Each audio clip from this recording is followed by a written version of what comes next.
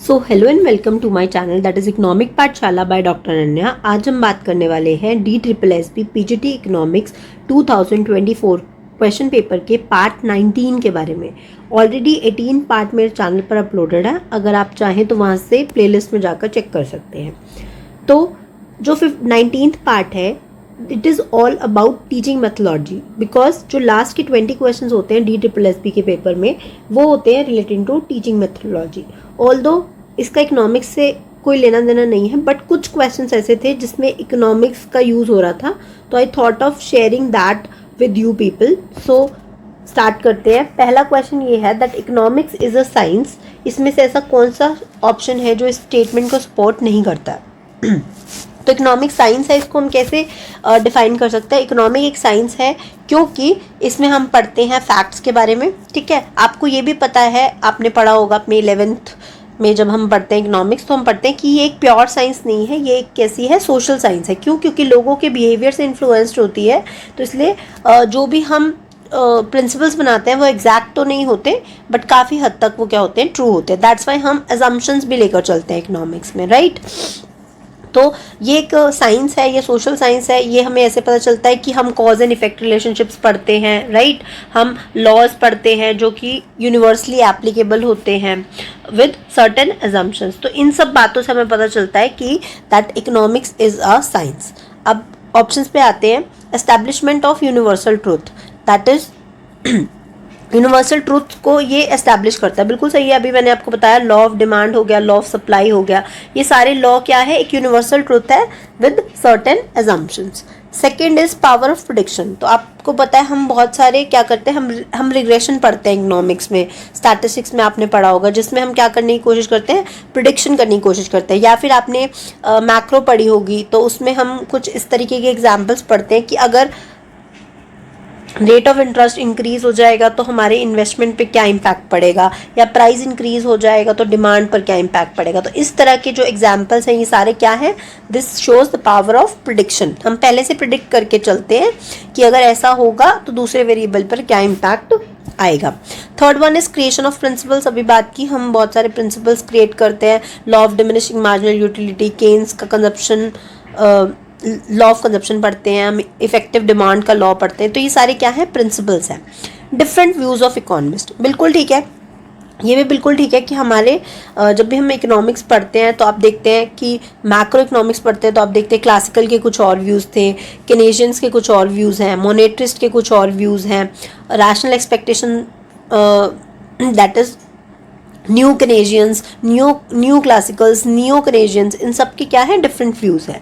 लेकिन इससे क्या ये साइंस है, ये प्रूव होता है? तो आंसर इज़ नो। तो इस चीज़ से कभी भी ये प्रूव नहीं होता कि हमारा इकोनॉमिक्स जो है वो एक साइंस है। क्यों? क्योंकि साइंस में तो एक यूनिवर्सल ट्रूथ होता है जो कि यूनिवर्सली एक्सेप्टेबल होता है। ठीक है, तो इसलिए जैसे कि हम पढ़ते हैं कि H2 + O2 leads to H2O। ठीक है, तो ये क्या है, यूनिवर्सली ट्रू है। चाहे कोई भी क्लास ऑफ जो भी साइंस पढ़ाते हैं वो सब इस इक्वेशन को क्या करते हैं, ट्रू होल्ड करते हैं, यानी वो मानते हैं इस चीज़ को, राइट है ना। लेकिन हमारे इकोनॉमिक्स में ऐसा नहीं है, इसलिए D will be the right answer. Next is which of the following is not a discipline.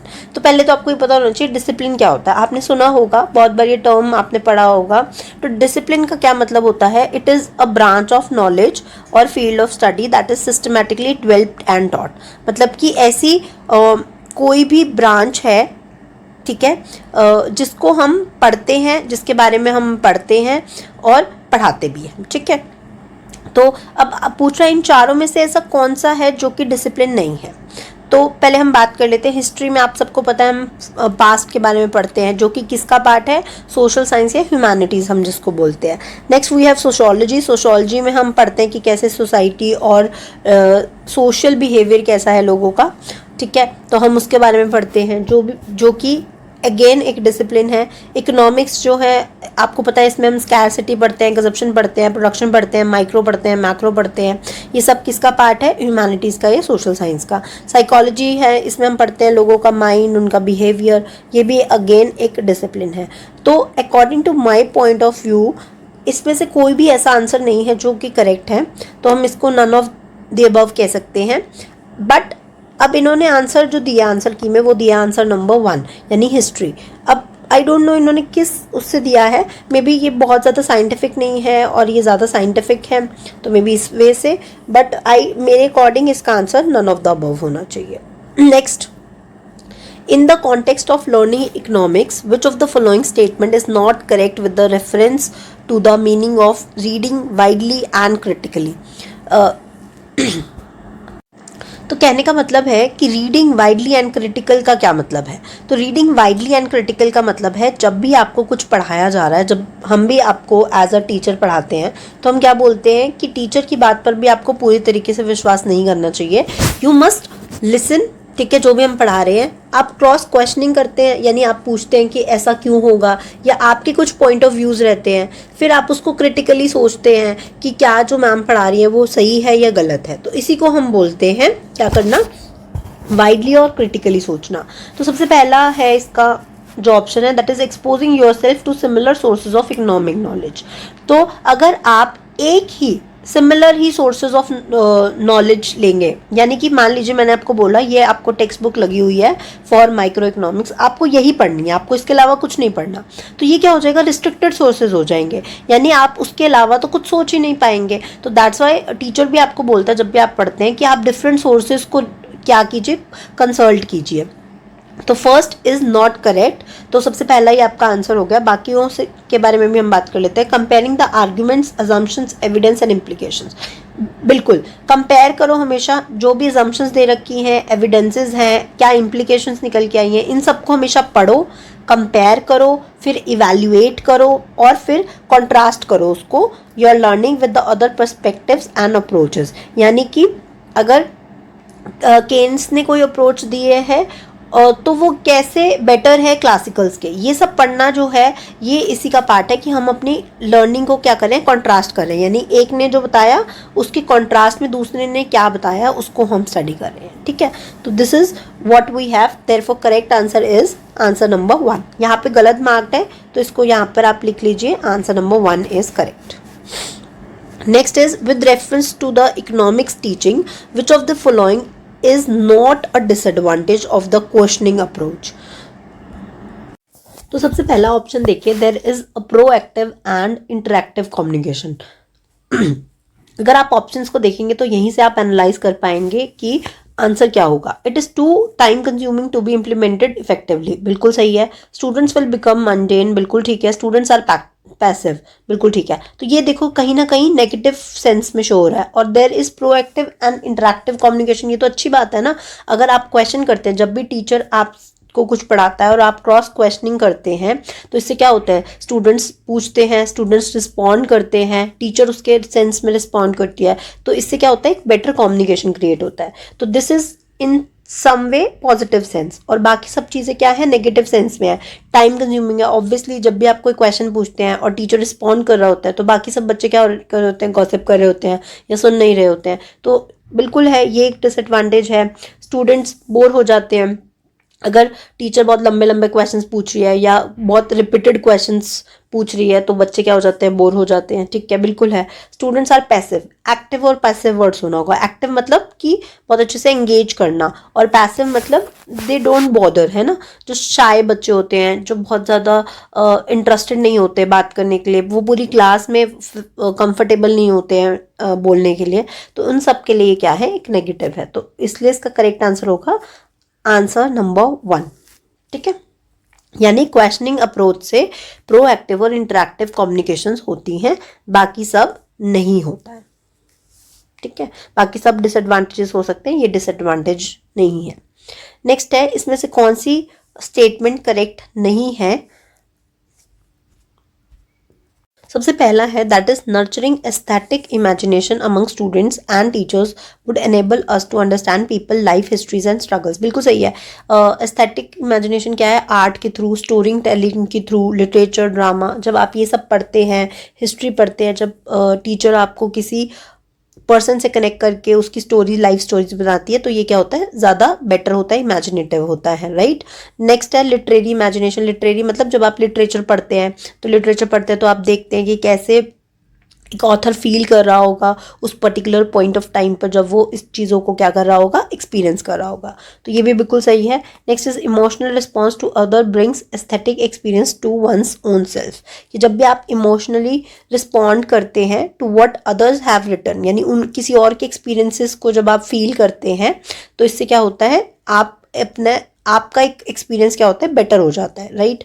Next है the global market private interest encroached into imagination and redefined beauty and aesthetic as per the market standards. Consequently, everything associated with schooling and education is becoming more aesthetic. तो सब कुछ aesthetic नहीं हो रहा है, ये बिल्कुल गलत है कि क्या हम हमेशा ही ये सब करते रहते हैं। तो answer is no.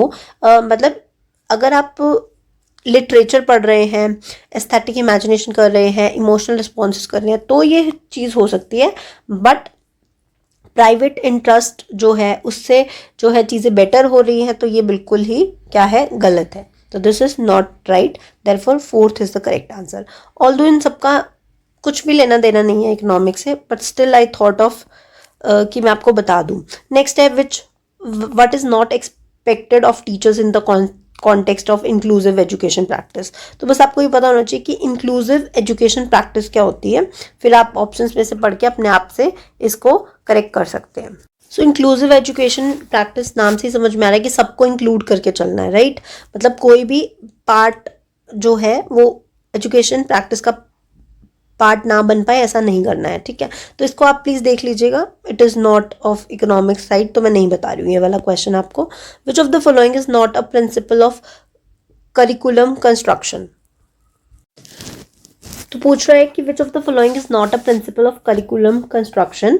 Curriculum construction का कौन सा पार्ट नहीं है। तो हम सबको पता है कि हमें जो करिकुलम मतलब जो भी सिलेबस हम बना रहे हैं, ठीक है, एज अ टीचर हमें ध्यान रखना है कि जब भी हम कोई सिलेबस बना रहे हैं वो यूजफुल हो, मतलब यूटिलिटी क्रिएट करे, नॉट ओनली सिर्फ उस पर्टिकुलर कोर्स के लिए बट फ्यूचर के लिए भी बच्चों को हेल्प करे वो सिलेबस जो भी हम बना रहे हैं। फ्लेक्सिबल होना चाहिए। इफ़ वी फील कि कुछ ऐसा टॉपिक जो है इंक्लूड होना चाहिए जो कि करंट सिनेरियोज के अकॉर्डिंग रेलिवेंट है, तो हम उसको ऐड कर सकें।